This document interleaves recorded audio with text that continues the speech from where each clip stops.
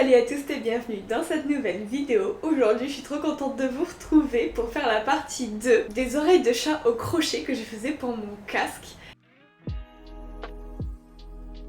Alors si vous n'avez pas vu la précédente vidéo, je vous recommande d'aller y jeter un œil. Ça vous explique un peu comment j'en suis arrivée ici. J'ai prévu de vous faire une sorte de petit tuto et je vous mettrai en description le patron pour faire ces oreilles de chat que j'ai enfin réussi à réinventer à ma sauce pour que ça donne quelque chose de vraiment sympa et de mieux que ce que j'avais la dernière fois. Voici donc ce que j'ai fait la première pour vérifier déjà que je pouvais le faire et puis que ma façon de faire était bel et bien celle que je voulais. Donc vous voyez, elle a un petit défaut, c'est que quand j'ai voulu la rembourrer, parce que du coup oui je l'ai rembourrée, pour faire la fermeture ensuite, je sais pas, j'ai raté un peu la manière dont j'ai compté mes mailles et du coup j'ai décalé un petit peu ma partie noire par rapport à ma partie rose, donc ça se voit un petit peu ici. Mais je trouve ça pas très grave et surtout je sais comment j'ai fait ça, donc je sais aussi comment je vais le contrer quand je vais faire ma deuxième oreille. Moi je suis très contente du résultat que donne ma petite oreille et du coup je vais pouvoir vous expliquer comment j'ai fait et qu'est-ce que j'ai modifié par rapport au précédent patron.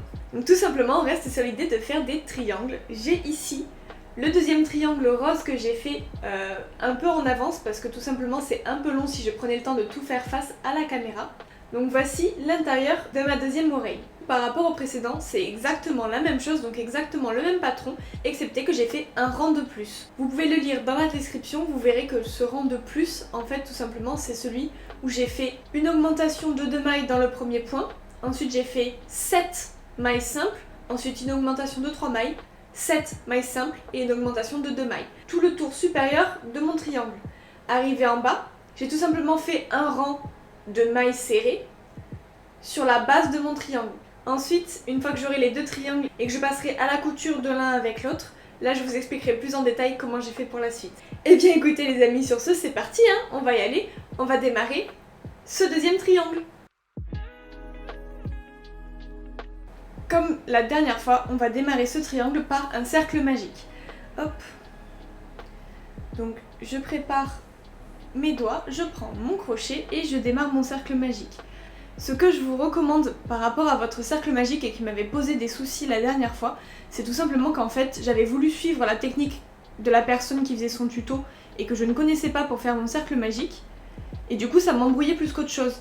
Du coup je suis revenue à ma technique à moi que je connaissais bien et que je maîtrisais et c'est ce qui m'a permis de réussir mon cercle magique. Donc c'est pour ça que je vous donne pas de technique particulière pour faire votre cercle magique. Sachez juste que moi je double le mien afin de pouvoir plus facilement le resserrer. Je fais 7 mailles serrées à l'intérieur.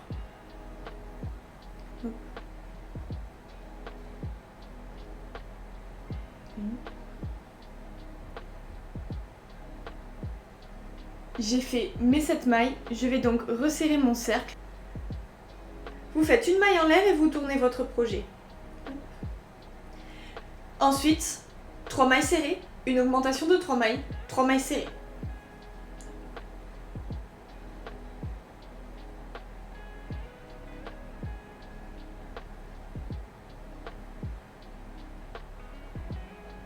Vous avez fait donc un total de 9 mailles, vous faites une maille en l'air et vous tournez votre projet.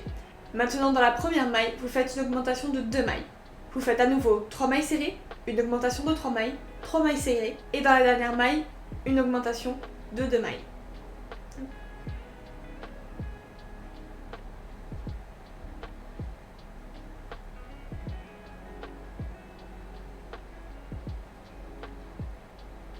Vous finissez normalement par votre augmentation de 2 mailles, ce qui fait qu'au total vous avez fait 13 mailles sur ce rang. Vous faites une maille en l'air et vous tournez votre projet. Cette fois-ci, augmentation de 2 mailles, 5 mailles serrées, augmentation de 3 mailles, 5 mailles serrées, augmentation de 2 mailles. En fait, vous voyez le pattern se répéter. C'est un peu comme si à chaque coin du triangle on faisait une augmentation et sur les côtés du triangle on fait juste un tracé normal. Ainsi, vous pouvez faire un peu la taille que vous souhaitez pour votre triangle, il vous suffit de vous arrêter au rang qui vous intéresse. À chaque fois que vous augmentez d'un rang, en fait, le nombre de mailles serrées que vous faites sur chaque côté du triangle augmente de 2. C'est pour ça qu'on est passé au début de 3 à 5, puis de 5 on passera à 7 et de 7 on passera à 9.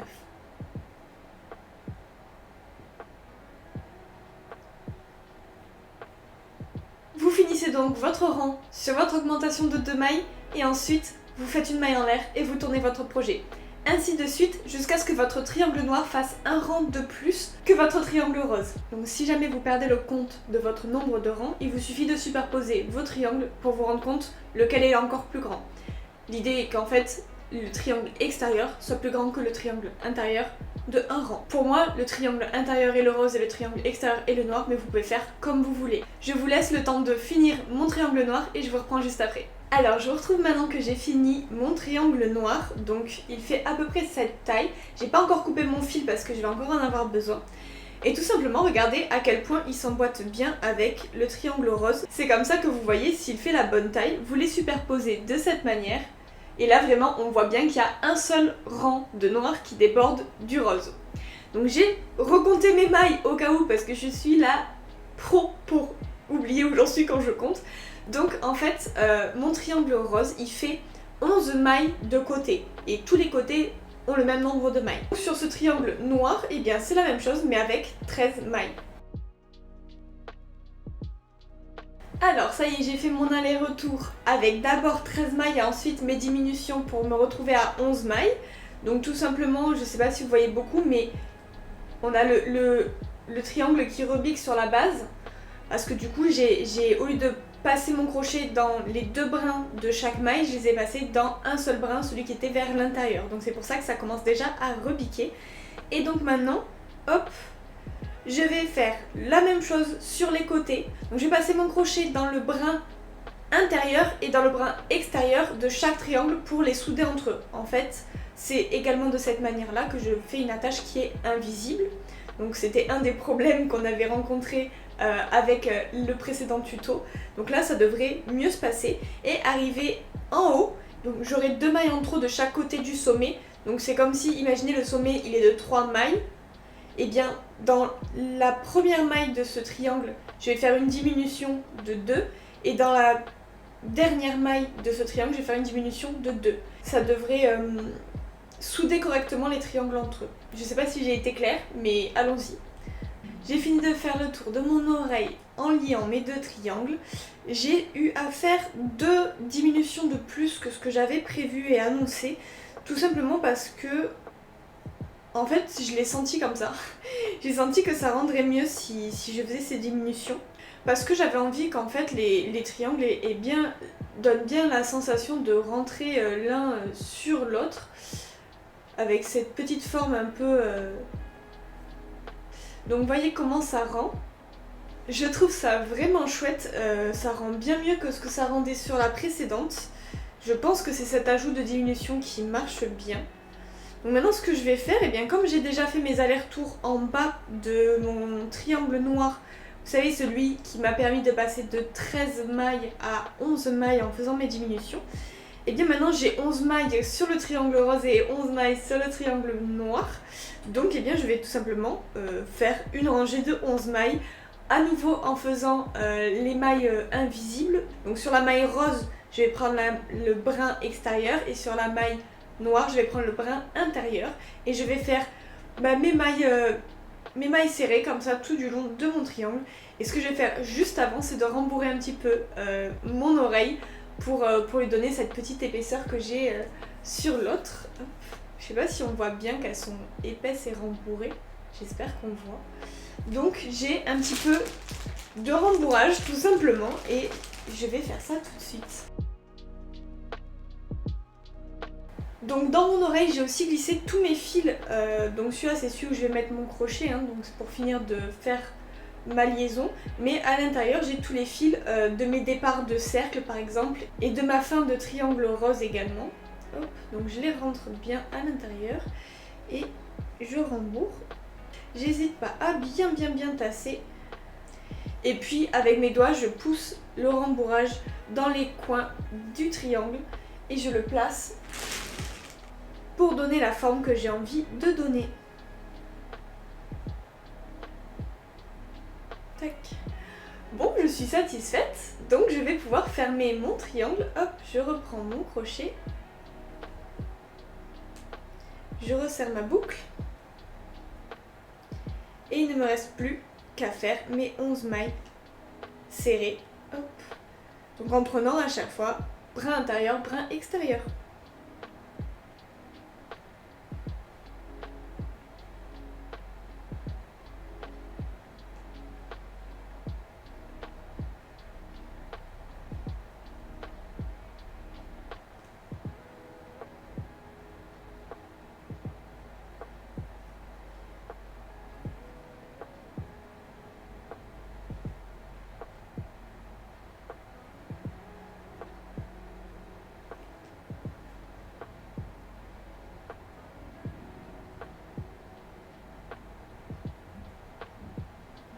Une fois que vous avez rejoint l'extrémité de votre triangle, vous sécurisez le projet en faisant une longue boucle.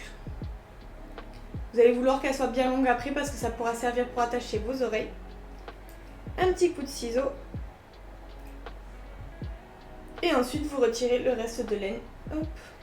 Je prends le temps de faire rentrer tout le rembourrage que j'ai galéré à ne pas faire sortir. Mais regardez cette petite oreille trop mignonne. Je trouve que c'est la plus réussie que j'ai faite depuis le début. Elle est toute moelleuse. Je trouve que le rembourrage marche super bien. Je trouve que l'intérieur est beaucoup plus esthétique que la précédente que j'avais faite, que j'avais improvisée tout simplement parce qu'il est moins en décalé. Hop, je vous les mets côte à côte. Donc je les attache sur mon casque et puis je reviens vers vous pour avoir le résultat final. J'ai trop hâte!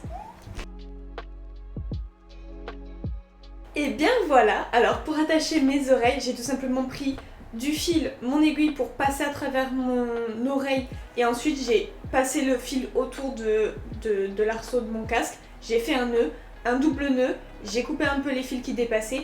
Voilà, moi c'est un casque que je vais porter quand je vais être à mon bureau, donc je m'en fous un peu des finitions un peu très discrètes on va dire. Là vous voyez en fait tout simplement, on voit les nœuds en fait, hein. Voilà, c'est pas non plus... extrêmement le fini on va dire n'est pas très détaillé, mais regardez-moi ces oreilles, j'adore. Oh là là, mais vraiment je suis trop contente du résultat, surtout la deuxième, celle que je viens de faire avec vous. Elle s'est améliorée en fait parce que tout simplement je me suis améliorée en apprenant de mes erreurs en faisant la première qui franchement est totalement potable, hein. Rappelez-vous de ce qu'on avait quand on avait essayé de suivre le tuto YouTube dans la précédente vidéo.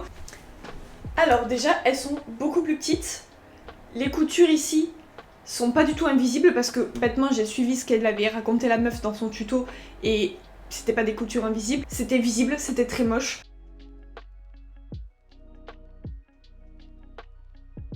Bon désolé, je sais plus ce que je racontais parce que mon appareil s'est éteint parce qu'il n'y avait plus de batterie. Du coup j'ai dû aller la changer. En tout cas, je suis trop contente de ce que j'ai réussi à faire sans regarder de patron, vraiment juste avec ma logique, ce que je connaissais. C'est pour vous dire à quel point c'est facile à faire cette oreille. Donc je vous enjoins vraiment à suivre mon patron si vous souhaitez faire des oreilles pour votre casque. Parce que vraiment, easy peasy quoi, enfin je suis trop contente. Bon ok, cette oreille est un peu moins belle que celle-ci. Je me garde la possibilité dans un coin de ma tête de un jour si je m'ennuie me faire une deuxième oreille qui ressemble plus à celle-là pour que ce soit vraiment réussi. Mais même dans cet état là je suis vraiment super contente. Donc non mais vraiment il n'y a pas à dire, moi j'aime le résultat. Dites-moi ce que vous en pensez dans les commentaires. Si la vidéo vous a plu, n'hésitez pas à la liker. D'ailleurs si vous suivez le patron et que vous y arrivez, je veux des nouvelles, dites-moi où vous en êtes, si vous y arrivez, si vous avez besoin de conseils, n'hésitez pas. Et surtout, abonnez-vous à ma chaîne pour aller voir mes autres vidéos et ne pas manquer peut-être mes futurs projets crochets, je sais pas si j'en referai. En tout cas c'est pas prévu dans les dernières vidéos qui arrivent jusqu'au 24 décembre, c'est pas prévu que je refasse du crochet. Mais voilà, on sait jamais, donc abonnez-vous et mettez la cloche, voilà.